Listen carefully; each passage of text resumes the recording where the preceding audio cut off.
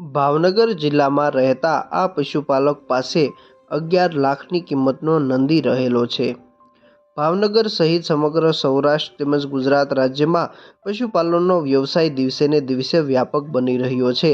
ખાસ કરીને પશુપાલન વિભાગ દ્વારા પણ અનેક સહાય તેમજ યોજનાઓ અમલમાં મૂકવામાં આવી છે, જેનો પશુપાલકો લાભ પણ લઈ રહ્યા છે। પરંતુ પશુપાલન દરમિયાન ઘણા પશુપાલકો પાસે ગાય, ભેંસ, નંદી જે શ્રેષ્ઠ નસલના અને ખૂબ જ કિંમતી પશુઓ પણ રહેલા હોય છે। પશુપાલન એક સારો વ્યવસાય છે। સારું દૂધ ઉત્પાદન આપતા ગાય ભેંસ પશુપાલકોને માલામાલ કરી દેતા હોય છે। સારા દૂધ ઉત્પાદન માટે સારી નસલના ગાય ભેંસ હોવા જરૂરી છે। ખાસ કરીને ગીર ગાય નસલ જે ઉત્તમ ગણવામાં આવે છે। ભાવનગર જિલ્લાના તરકપાલડી ગામે રહેતા પશુપાલક હરપાલસિંહ ગોહિલ જેઓ પાસે હાલ એક અલગ નંદી રહેલો છે, જેની કિંમત 11 લાખ રૂપિયા છે। ભાવનગર બ્લડલાઇનનો એક શ્રેષ્ઠ નંદી છે। ખાસ કરીને આ નંદી વિશેષ હોવાના કારણે દિવસ દરમિયાન પણ તેની સાર સંભાળ જેમ કે ખાણદાણ, ઘાસચારો સહિત અલગ રીતે રાખવી પડતી હોય છે। નમસ્તે, મારું નામ હરપાલસિંહ ગોહિલ, આપણે તરકપાલડી, ભાવનગર જિલ્લો। અને આપણે જે બુલની વાત કરવાની છે એ બુલ છે આપણો બાહુ નામનો બુલ છે। બાહુ નામ રાખેલું છે આપણે। અને એની મધર ફાધર ડાયરેક્ટ ભાવનગર। માર્કેટમાં ઘણા બુલ હોય છે કે જે ભાવનગર એક સાઈડથી ભાવનગર હોય છે, પણ આપણી પાસે બંને ભાવનગર છે। ભાવનગર મતલબ પ્રદીપસિંહ બાપુની જે બ્લડ લાઇન હાલી આવે છે, ઘણા મતલબ જૂની બ્લડ લાઇન છે બરાબર। એમાં એનો ફાધર છે સાલિંગ કરીને બુલ છે, એનો ફાધર છે। અને મધરની સાઈડથી વાત કરવામાં આવે તો એલિયા 66 નંબરની ગાય છે, એમની મધર છે। પ્રુવન બુલ મતલબ કે એના બચ્ચા માર્કેટમાં દૂધ ઉપર પહેલાં વેતરે 7 લીટરથી ઉપર આવ્યા હોય એવો પ્રુવન બુલ છે, એમ બધી સાઈડથી મતલબ સારી લાઈનવાળી એમ।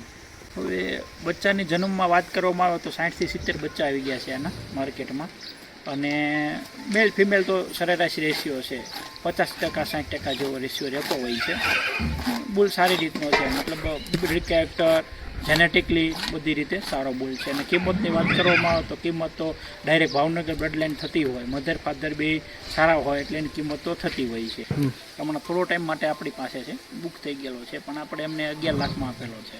કારણ કે એમના સીમન સ્ટોરેજ આપણે કરીને સીમન આપીએ તો પણ આપણને સારા પૈસા મળતા હોય છે, પણ આપણે એ નથી કરતા, આપણે બુલ જ આપેલો છે એવું છે। એ જો જોવા જઈએ ને તો નેચરલી ડાયટ પ્લાન છે, બહુ કાંઈ એક્સ્ટ્રા ઓર્ડિનરી અમે નથી આપતા, પણ છતાં પણ જે આપણે સારા પાલક તરીકે અને સારા પશુને ખોરાક આપવો જોઈએ એમ સૂકો ચારો આપણે એને 25 લીલો ચારો 25 થી 30 kg લીલો ચારો રાખીએ છીએ, 8 થી 10 kg સૂકો ચારો રાખીએ છીએ। એમાં સૂકા ચારામાં આપણે મગફળીનો પાલો હોય છે અને જુવાર આપણે ત્યાં થતી હોય છે, જુવાર હોય છે।